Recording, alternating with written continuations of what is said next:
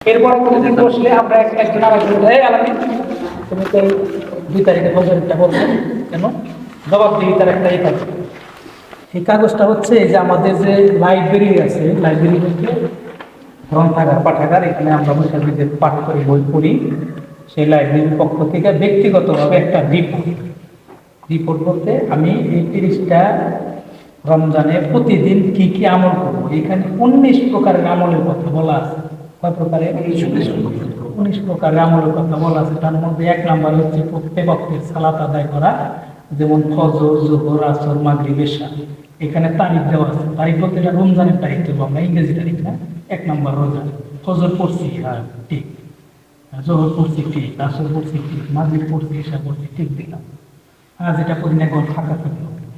এইভাবে যেমন সুন্নাত নফল নামাজ আদায় করছি কিনা, তাহাজ্জুদ আদায় করছি কিনা, কোরআন তেলাওয়াত করছি কিনা, সিরাত ইসলামিক বই পড়ছি কিনা, সকাল সন্ধ্যার দোয়া জিকির করা, সকাল সন্ধ্যার দোয়া ইস্তেগফার করা, একটি আয়াত মুখস্থ করা, একটি হাদিস বা দোয়া মুখস্থ করা, অনর্থক কথার কাছ থেকে বিরত থাকা, হারাম গুনাহের কথা ও কাজ থেকে বিরত থাকা, যথাসাধ্য দান সাদাকা করা, নিজের দায়িত্ব পালন করা, সালাম পালন করা, বাবা মায়ের প্রতি সদয় থাকা, আখলাকের উন্নতি করা, মাসনুন দোয়া সময়ের উপর আমল করা, সোশ্যাল মিডিয়ার ব্যবহার কমানো, মোবাইল টোবাইল থেকে এগুলা ঘুমানোর উপর আমল করা। 19 প্রকারের আমলের কথা বলা আছে।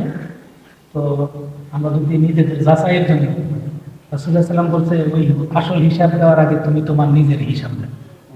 হিসাব নেও যে কি করছো, এটা ফিকহের পরিভাষায় মুরাকাবা মুশাহাদা, যে কি করার দরকার ছিল কি করছি, আত্মসমালোচনা, সেলফ অ্যানালাইসিস। তো এটা আছে। তো এটা আমরা নিয়ে যাই আমাদের লাইব্রেরির পক্ষ থেকে, এটা আপনাদের হাদিয়া রমজান উপলক্ষে। আর ঘরে যেভাবে তারা বুঝেন না, তারা বুঝে নেন পার্শ্ববর্তী আহমদের বুঝে দেয়।